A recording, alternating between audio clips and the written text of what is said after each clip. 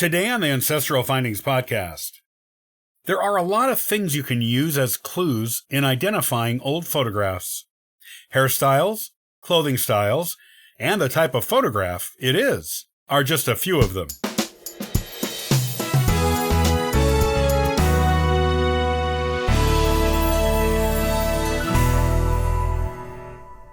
There are a lot of things you can use as clues in identifying old photographs. Hairstyles, clothing styles, and the type of photograph it is are just a few of them. Knowing the photo studio that took the photo can be another big important clue in identifying the people in a photograph. You may not think the photo studio or name of the photographer is important in photo identification, and in modern photography, it really isn't, since most modern photos are taken by family members or friends with their own cameras.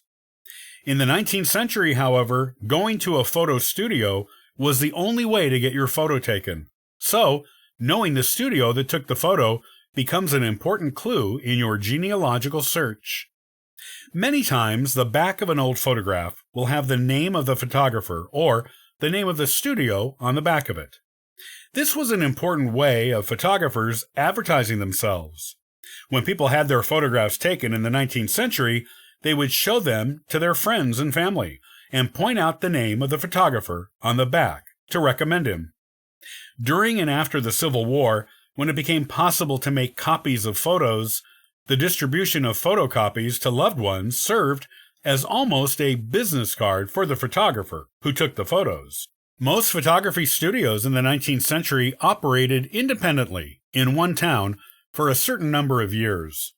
If you have an old 19th century photograph with the name, and sometimes the address, of the photographer or photography studio on the back, you can research that photographer and/or studio.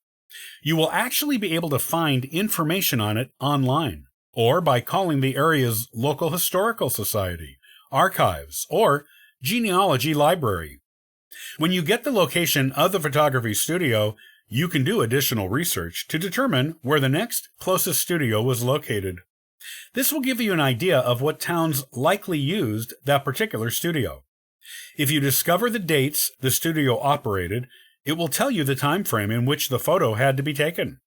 Both of these clues will help you narrow down the possible identities of the person or people in the photo.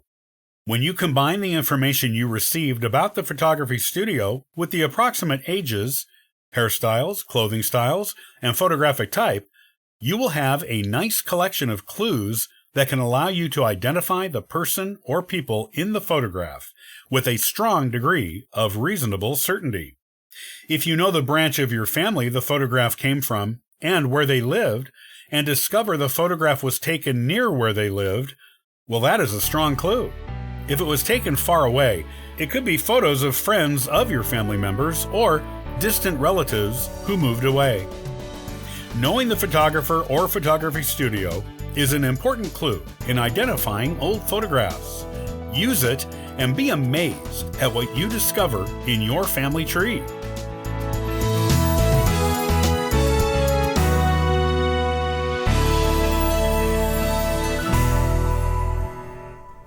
Thanks for listening to the Ancestral Findings podcast. You can subscribe to the podcast on YouTube and iTunes. Also, check out ancestralfindings.com for free genealogy lookups, eBooks, and weekly giveaways. Happy searching!